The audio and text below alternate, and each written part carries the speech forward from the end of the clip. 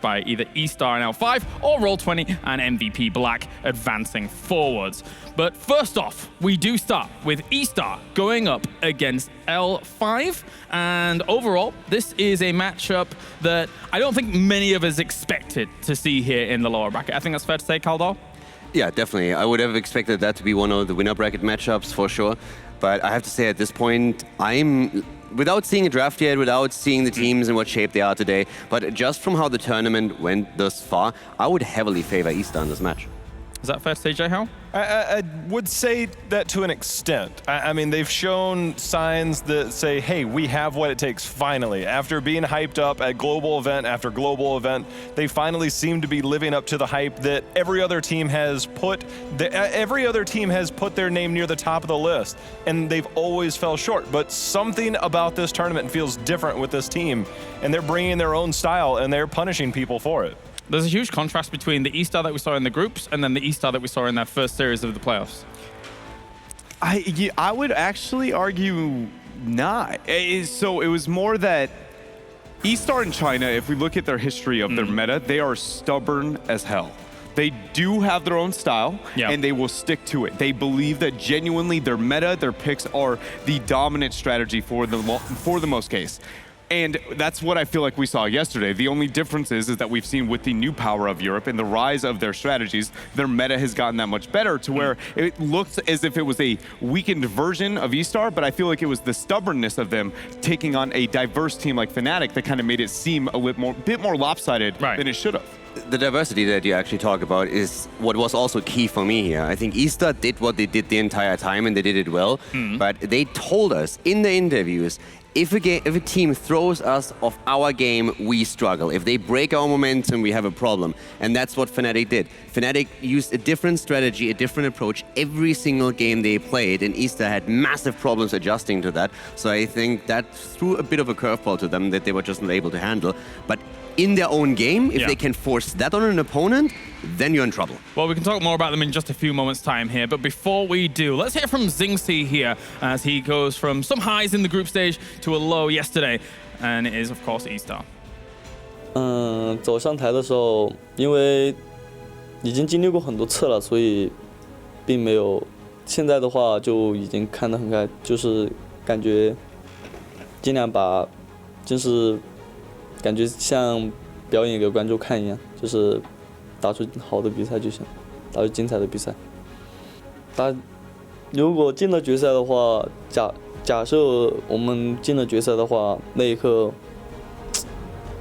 10个就不管是我们还是对方，我相信都会把输赢都看得很淡了。就那一刻，就我觉得那个时候应该是真正享受决赛的乐趣。我比较喜欢卖破绽，就通过自己的操作去给自己的团队创造一些，就用自己先卖一个破绽给对面，然后用自己的操作争取给队伍打一些东西回来，打一些优势出来，然后这种打法风险就也有，就比较双刃剑。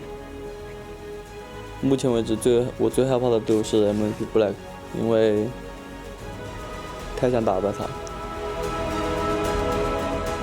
Always good to hear from Xingxi there, and ever the professional. And I think, Jay-How, there's the very real possibility here that they actually might knock out a world champion in L5. You know, we saw them go 1-1, and we saw them give L5 a lot of trouble in a series that a lot of us say eStar should have taken 2-0. And we heard Xingxi talk about how he recognizes his own playstyle, creating space for his team, and he realizes it's a double-edged sword. They also have X, Savage, that's on there, that is that two-pronged approach. He gives him room to work and vice versa. It's like they work in unison together. One on the front line, one on the back line. I think that's one of eStar's key strengths. This series is going to be pretty much, I think, when looking at that double-edged sword theory, you know, it's pretty apparent when looking at eStar, and I don't think this tournament is the only exception for that. It just, in general, eStar's playstyle has been high risk, high reward. So that is why I feel like it's so hard to judge this series, is because I do think eStar has shown to be the better team, but the minute that they make that one mistake, L5 could just show that they are skilled enough and, more importantly, that they are disciplined enough to get the punishment and never let go of that lead. That was never embodied as much as it was when we saw some of those comps in the group stage. Things like Valera Chromie, things like Nova being bust out in some of the most insane games I've seen in a long time, Kaldor. I would actually say that when it comes to what Dred just talked about, the Koreans are better than anybody else to exploit mistakes in the late game and just take the game from there. And if eStar makes that one crucial mistake with a high focus that they have on a hyper carry, as for example Xingzi, then you are in trouble and they will punish you. So this is the one thing that eStar has to watch out here for. But overall, looking at the group stage, looking at everything they've done, they seem to be the more convincing team in the way that they achieve their victories. And also what I love about them is the control within team fights. No matter how chaotic they are, they always know what to do and they always know what their next step has to be. Definitely.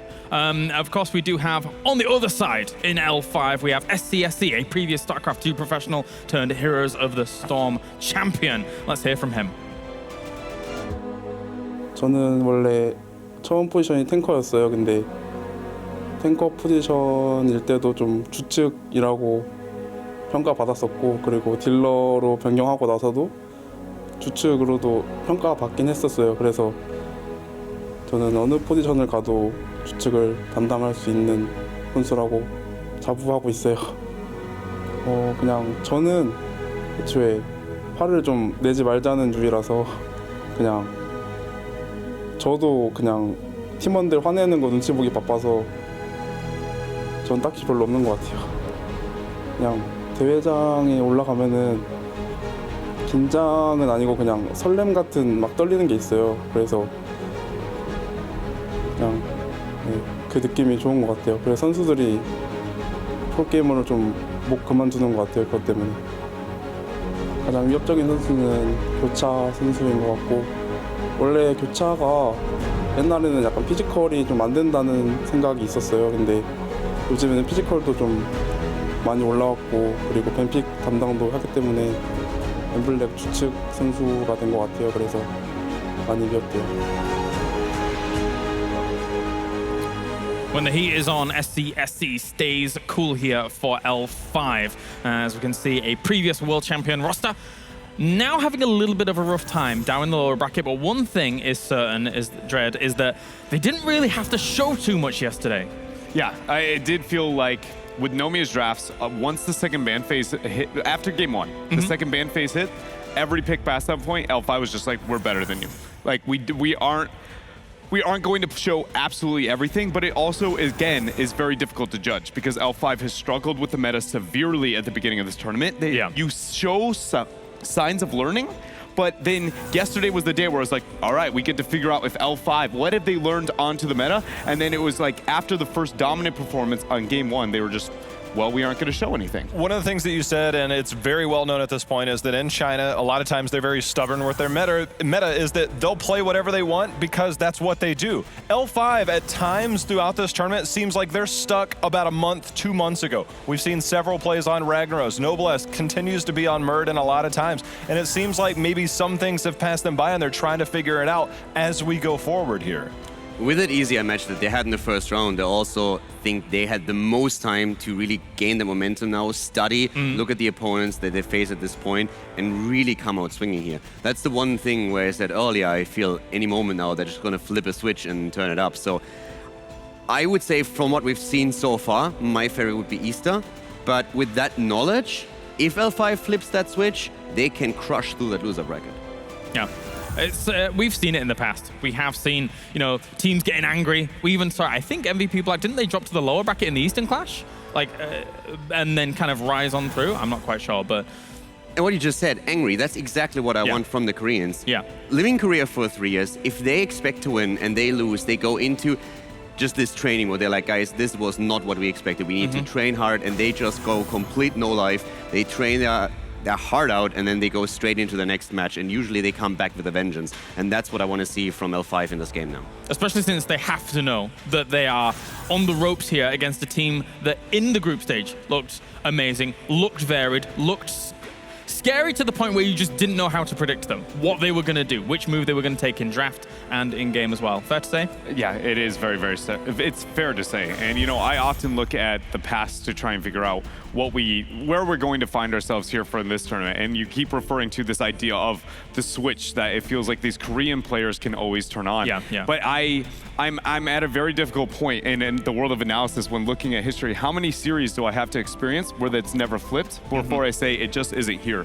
in this tournament? Because I agree, I've watched World Championship after World Championship where it's just MVP Black and L5 seem untouchable. Yep. But into this one, I've been waiting for the survival instinct to kick in, and I'm now beginning to believe it doesn't exist for those two teams. And we're going to the true feel-out map of these best of fives. Seems like Infernal Shrines is a very good place for these guys to start as we are ready for game number 1 here for day number 2 of the Mid-Season Brawl Playoffs. As eStar Gaming goes up against L5, the loser is eliminated from the tournament.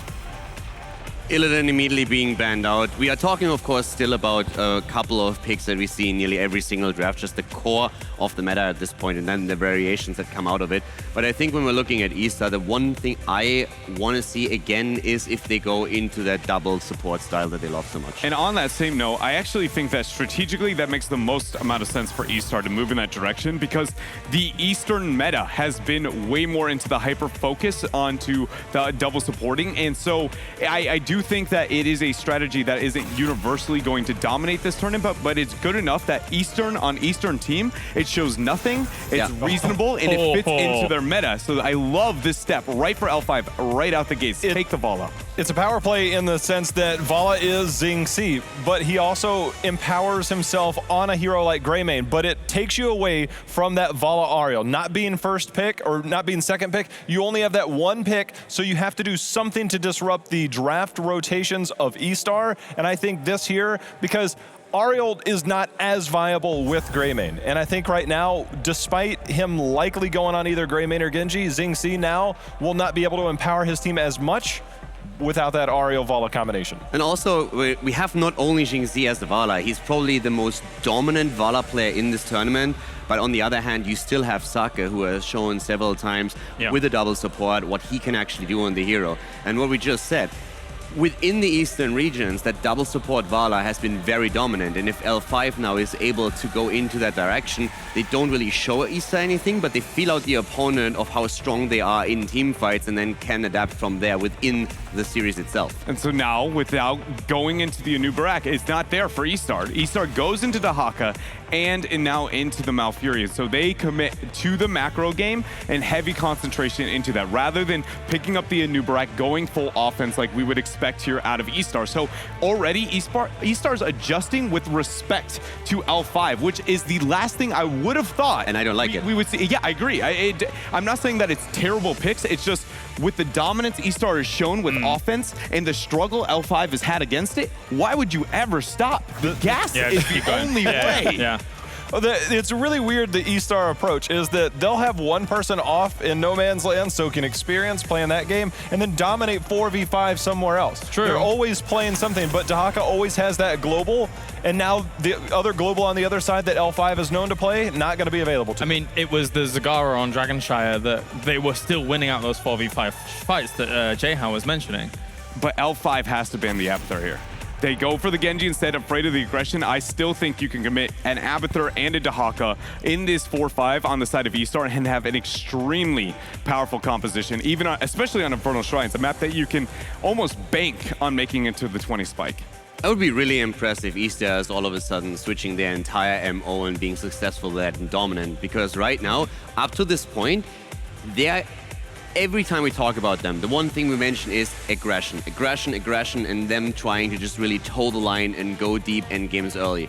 So if they completely switch their playstyle and are able to pull it off against the Korean team, that would be really impressive, but I'm a bit worried that they can make that switch because leaving your comfort zone in such an important match seems like a very huge risk to me. Yeah, I completely agree with that. It's just, is the risk going to be worth it here, J-Hal? Tyrael seems like a high option here for eStar. This is just, so I start to think about ways that you can be aggressive and then counter. Tyrael Greymane is a tried and true combination. You can dive, you have that sanctification, and it also works really well. Denying Malfurion the follow-up routes to, say, an Anubarak Cocoon is great, but if you also get in trouble, now you have that sanctification as a backup, and right now, these drafts look almost backwards. There it is. Please. I want the Abathur so bad. I don't think it's going to happen. I really want it. A double Greymane with the Dahaka pressure. It would be so hard for L5 to be successful in team fights, and there's no world they stand a chance on the global pressure onto this game. It's not like 100% going over to eStar, but it's just, this is a power play we've seen the European teams do, committing to that double global, and I would love to see that adapted by an eStar team, especially one like eStar. Again, it is a risk because we know their playstyle, and it may be not the best time to bust it out, but I am still very hungry to see that coming out from them. At the same time, with the setup that we have for L5 so far, their Shine control is fantastic. And the only thing that eStar can really rely upon at this point to break it is the Sanct on Tyrael. And I am very much afraid that if they don't get a great pick here, they won't be able to break through L5. You have an Arthas and Anubarak at the front, a double support Vala. This seems like the dream for L5 up to this point. What? Kael'thas. What? Yeah. Hello? I figured they might go range. Even if they go into the range, the Kael'thas doesn't necessarily stand out as the go-to in those circumstances. Yeah, I mean, it complements the map being Infernal Shrines. The opponent wasn't necessarily lacking in the melee department, which is typically what you want, but Anubarak is very successful when it comes to surviving. Ariel has AoE healing that is legitimately like the last thing you want when you're a Kael'thas. Like, you like Uthers because if you hit multiple targets, there's no way to be able to get that self-sustain. So I'm not saying that I totally hate the pick on the side of eStar, but again, doesn't stand out as what we have known from the Western meta as the best choice. It does seem off, I think, from what we expect from eStar, but I got to give credit to L5 in the sense that they did have some draft strategy going in to deny what eStar would have done to them had they let that Vala through. And I think that giving them some credit in that draft, I think that threw eStar off just a little bit. I still think that 4 out of 5 for what they do, and they do so well, isn't too bad for them. The Kael'thas obviously is yet to be seen. All right, well, time for predictions, boys. Kaldor, starting with you. I mean, I started to say that I think eStar is going to have the upper hand in the game, but right now with that draft, I lean heavily to L5, and I say they're going to win the first map. I agree. We talked about how I feel like this series can go in any direction, so I'm only going to use my draft analysis to take my predictions. I do think that L5 won the draft, so I'll go with them. This is the absolute least confident I've ever been in L5. Yes. But I'm still going to go to L5 in this one. All right, let's see what the chat thinks as well, as you guys have been voting at home here for our elimination match. Very close. All right. Perfect. Yeah. Very, very close indeed. There we go. All right. Game number 1 to start off. Day 2 here for the Mid-Season Brawl Playoffs as we head over to the commentary team for eStar going up against L5. It's a beautiful morning here in Sweden, and we have a beautiful series on our hands. Are you ready, Tetcher? I am always ready, Trixair. We are heading into our first match of the day. And of course, it is incredible. L5 versus eStar. We have loaded in 2 Infernal Shrines. Let's get it underway. Here we go into Infernal Shrines. China versus Korea. eStar has been so dominant with the hyper-aggression the last few days, have been absolutely wonderful as a team. They'll be over on the left side in the blue. They'll be moving in pretty aggressively against their opponents on the right side in the red. And hang on here, I've got a slight pause. I'm very curious to see how eStar is going to take Kael'thas and show aggressive tendencies and put as much pressure as they can on their opponents. Indeed, a little bit of hesitation from our analysis about the Kael'thas especially. Not so sure about it, and to be fair, there are a lot of problems against it here. The Anubarak, for one, could be extremely problematic if they are dealt with. If the Anubarak is able to get onto the Kael'thas, that could be a problem. 1 second here, getting some solutions figured out. Yes, it could really be a problem. I actually am wondering how exactly the KT is going to dodge that Anub'arak. Many forms of pressure comes your way whenever that Anub'arak can jump on the back line. Of course, with the Vala, aggression that can come out too. If you miss that gravity labs, KT will fall pretty quickly at the same time. So yeah, I'm kind of ready to see how eStar will take their approach to it, because they have definitely shown a different way to play the game this tournament. We apologize very quickly for the delay, guys. We're getting back underway as soon as we can. Just having to sort something as quick as we can. Players currently reselecting their heroes, as we did have to do a quick restart. Yep, getting a restart, and we'll be moving right back into it. If you were to look at these drafts, who do you walk away with the victory? I think I agree with the analysis. I'm looking at L5. I love how they came out and sniped that Vala, very similar to what Fnatic did yesterday. Yeah, in my head, L5's draft does look like the stronger draft, but eStar's does look like the kind of thing that eStar would crush with without you expecting it to. They have, in theory, a potential for quite a bit of all-in if they wanted to go for the Judgment style. Kael'thas as a follow-up stun. If not, they still have Certification to protect the Greymane and let him do his thing. If he can avoid Arthas, then Greymane is going to shred things. Yeah, I think it really comes down to flanks. The Dahaka in particular coming in, in the rotation, trying to find a member to pick off with that drag, pull members into their teammates and go for that blow up. But I think in terms of actual straight up fights, I definitely look at L5, man. The Vala Ariel composition has been wonderful. Tassadar once again being brought back into the meta with his latest changes has been devastating in the double support compositions. And if Arthas is ever in a spot where he gets on that Greymane or Malfurion, they're dead. Yeah, the only protection that Malfurion especially is going to get is from that Tyrael. If he can get the speed boost down onto him, he might be able to survive. If Sanctification can be dropped, could protect him that way. Otherwise, like we said, Malfurion is always under pressure until he gets that level 13 ice block. But luckily, Malfurion is one of the best heroes in terms of turning around, because if he does get that little bit of leeway, he just hits R and your team has a wonderful time. The Twilight Dream. Okay, it looks like we are ready to move into this game. Let's go ahead and get started. Here on the left side, in the blue, it will be eStar Gaming, H on Dahaka, SW on Malfurion, Zingxi on Greymane, X on Tyrael, and Tiger will be showing off Kael'thas. Whereas on the right-hand side, our current world champions, it is L5 with SCSC on Vala, Noblesse on Anub'arak, Soy on Ariel, Jongha on Arthas, and Nacho Jin on Tassadar. So eStar Gaming will need to take the opportunity and play very well here in the early game. We know the strength of Vala and double support in the early game can really just take any fight for the most part. You'll see that Vala positioning pretty heavily in the front line, willing to tank CC, as she'll have the teammates there to make sure to bolster her and make sure she's good to go. Dahaka on the other side will be the one that we have to keep an eye out for consistently. Yeah, the Dahaka flanks can be absolutely devastating, especially with that level 1 speed upgrade, as all Dahakas have been taking these days. Kael'thas as well, also going for Convection, committing to that late game damage. In theory, that burned flesh could be game-changing, especially seeing as a noob has not gone for his Damper Magic style talent. Wow, Convection. I actually kind of like it here against the double support, because you always know they're going to be grouped up. Vala will always have 2 teammates with her, most likely 3, with the tank always joining in as well. So if you get 2 hits on the Convection, suddenly you get those stacks going in really well, get to 20 faster. But there is always the threat of being dived. Whenever the opposing team sees that talent picked up, they will make sure to focus you when they can. Kayle is one of the safer mages in terms of being dived, along with Li Ming. Li Ming with the mobility to escape, and Kael'thas with a stun follow-up, which, if the enemy team is kind enough to line up for you, can hit 5 people. About as good as a heroic, just if the enemy team is in the correct positioning.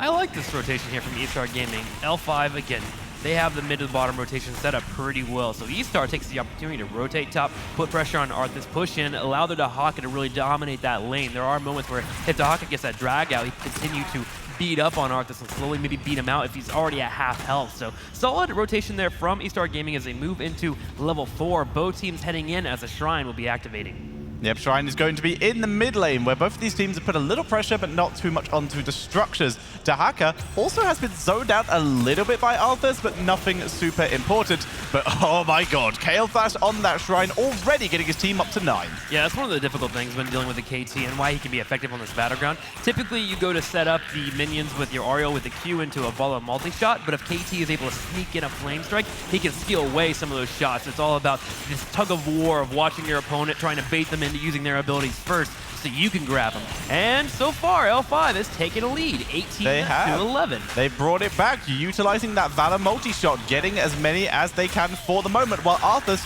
was still soaking top lane, but he's finally moved back. As CSC taking some harassment, gets the shield from Tass, is beginning to re-drop some damage as Ziggsy looks to continue to work on these shrines. eStar with great control. They put the Malfurion route in the bottom so they can zone out the tanks and of course the aggression that could come their way. And they put Dahaka towards the supports and Vol on the right side. L5 hoping to answer back, charges in, but eStar takes the Shrine.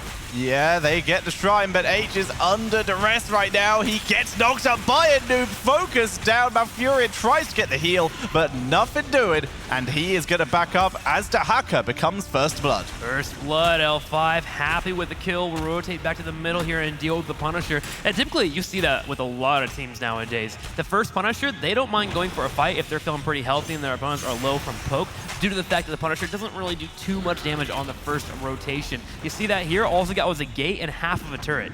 Yeah, and that's not much value at all. That kill from L5 really useful in terms of mitigating some of that damage. Speaking of damage though, Arthas has taken a lot, but he's turned it round as his allies have arrived. Burrow used by a noob to try and kill H as he comes out of his burrow.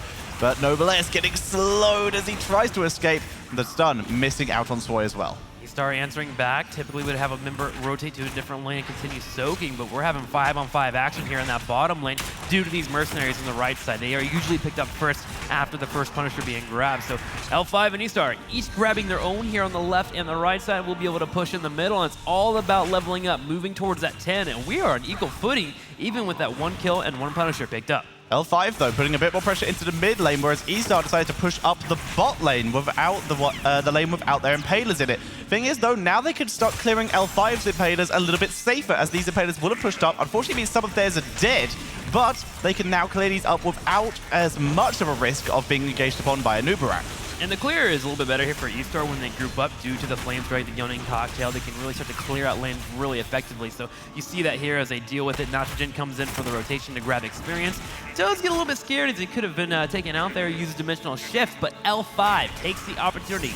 Grab the bottom mercenaries, push them in, and the next major merc camps are in that top left and the top right. We're going to have those grabbed right when the Shrine's activated to apply pressure on those top lanes. Dahaka should be able to take that trade if they do the timing correctly, so eStar has a slight advantage. Kael'thas with his wonderful percentage damage with that burned flesh. This could be a huge deal when trying to take down Arthas, as currently Greymane is going to have severe problems with this. Arthas is already tanky, and Greymane, his only percentage damage talent, requires him to be in Worgen form, which means melee range of Arthas. Otherwise, he just has to try and whittle him down while also trying to avoid taking too much damage from Valor or getting engaged upon by Arthas or a noob. There is a beautiful cleanse there onto Greymane, allowing him to pull back.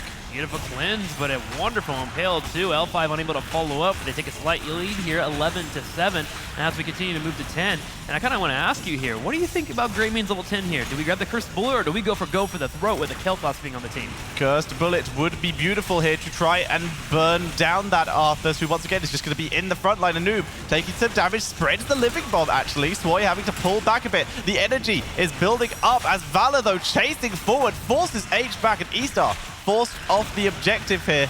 But like I said, they're still almost a full level away from their heroics. They're still being zoned out, so they're actually just going to let this Punisher go, but looks of it. Play safe, defend, don't risk losing their lead.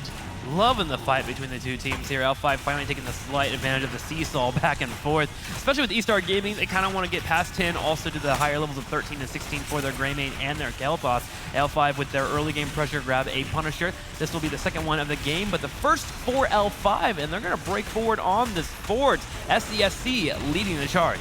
X actually missing his Eld Ruins, his Angelic Flash there to dodge the Punisher stun when it came over the wall, so took a fairly unnecessary amount of damage there, but at least he pulled it to a safe position. Now we're about to see the heroics, Isolation, Phoenix, Twilight Dream, the Cursed Bullet, and Sanctification, giving that Greymane even more protection. Huge blunder there by H. He picked up Isolation instantly and went for a shot on Arthas, missed Arthas, and we had Arthas immediately going for the engage and get the kill on Dahaka. 2 kills for L5, and they're out team fighting eStar, who looked amazing during the groups. They really are, but now with these heroics, we have some huge teamfight heroics. Twilight Dream, Sanctification, as we said, those can be incredible in teamfight, but L5, they now have some great engage and great pick potential with that Cocoon, with that Rain of Vengeance. They could try and lock people down.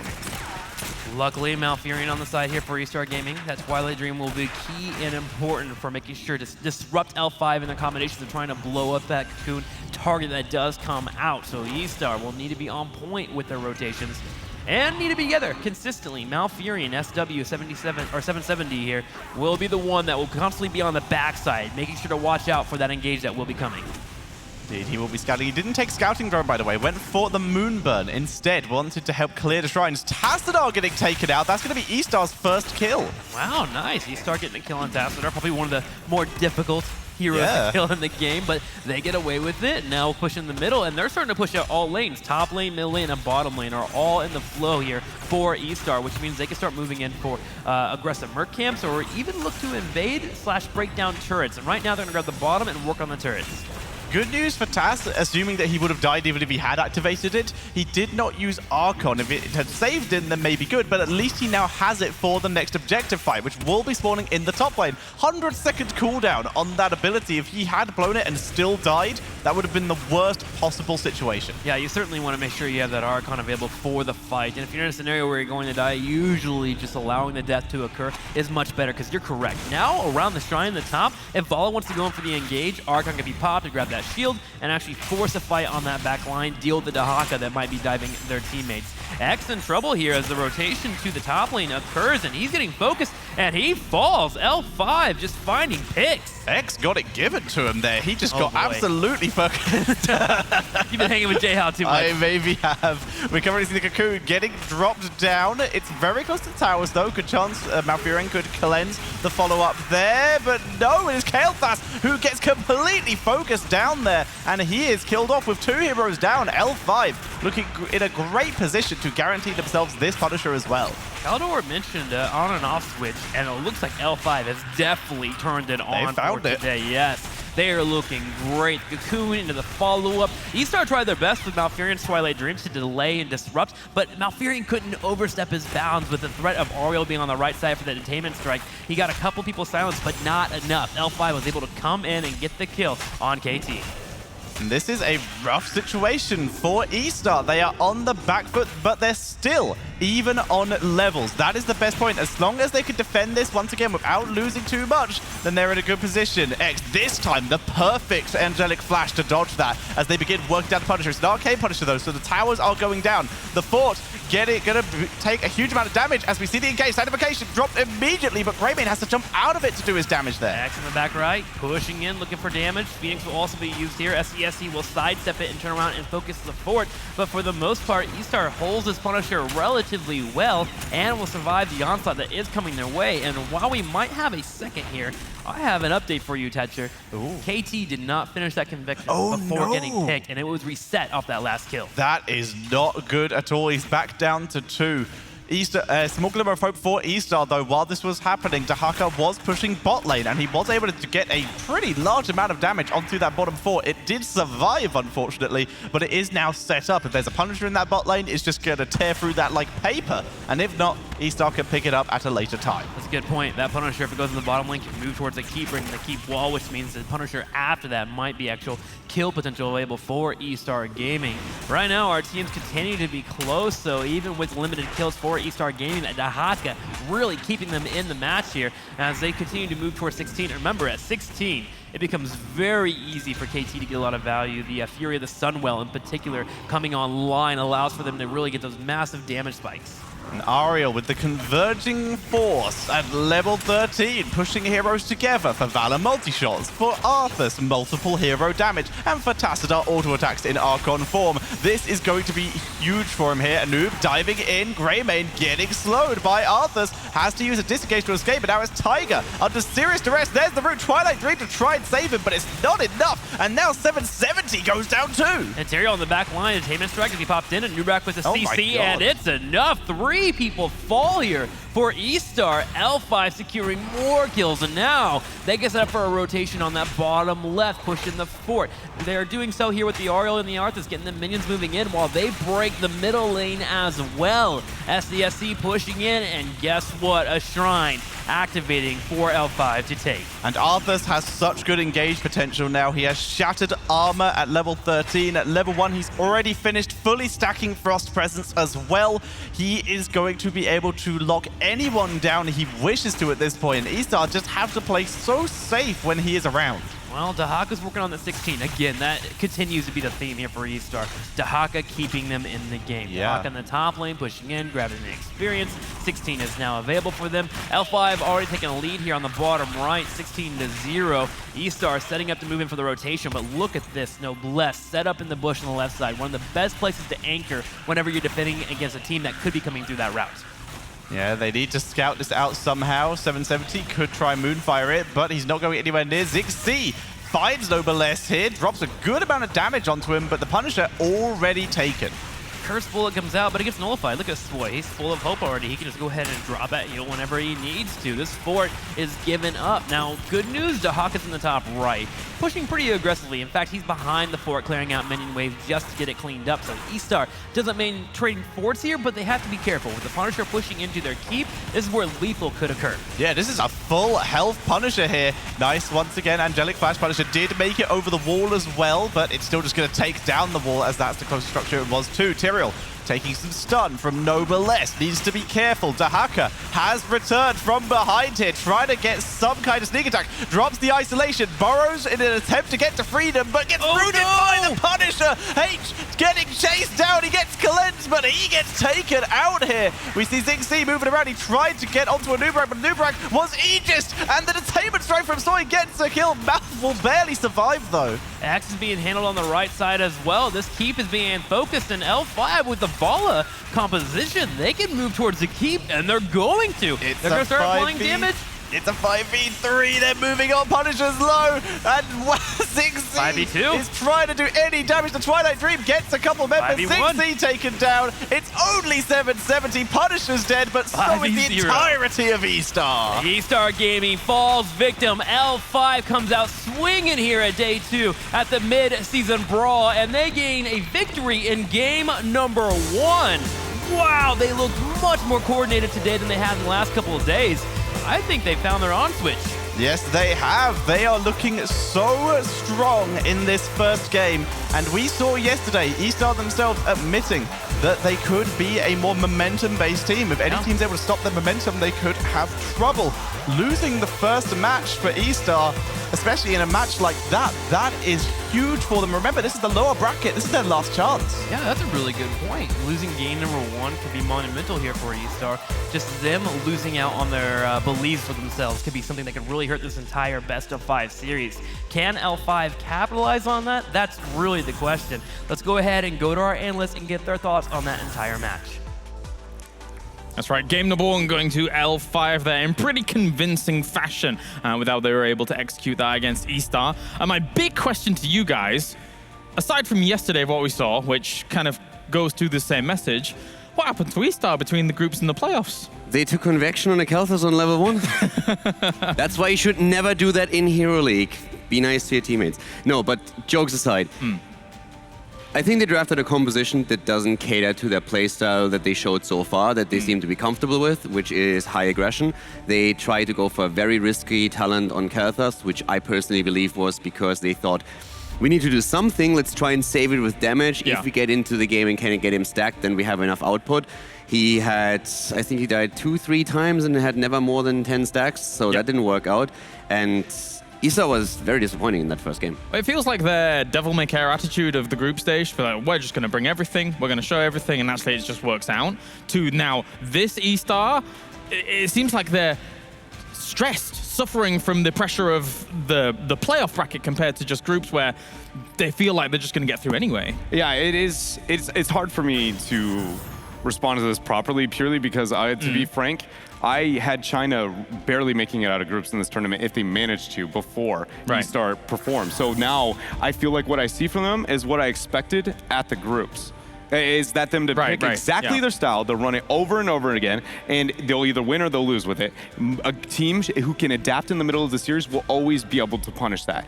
And though I feel like they had, again, an extremely, absolutely amazing group stage, I just feel like now I'm seeing what I thought I would see a little bit earlier. It does feel different. It feels very different. The Kael'thas pick, I think we can all kind of raise a red flag there and say that's not what we expected. Again, credit to L5 for the draft, I think, on that part. But, you know, shortly before we came on camera, Dread's like, were you guys impressed? And we were talking about L5, and I'm like, in a sense, yeah. It didn't feel traditional L5, but at least we saw aggression. During the first Shrine phase that they lost, they're like, look, we're going to lose this. We might as well see what we can get out of it. They got to pick. They found opportunities to open up the game in their favor, and I think that that type of aggression kind of pulled back on what eStar wanted to do. They did well in the draft, and they continued that through to the game, Dread. Yeah, they did. They started all with, you know, the Vala pickup for SCSE, getting that deny over, and having SCSE on a Vala. Like, we talk about Jing Shen all day, but SCSE is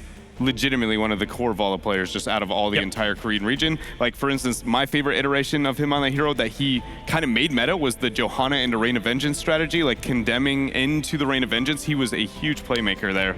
So I'm excited for game number 2, and the Vala is still going to be impactful because we're going to BOE. Exactly, and this time they're probably going to fight over it again, or maybe even ban it out, depending on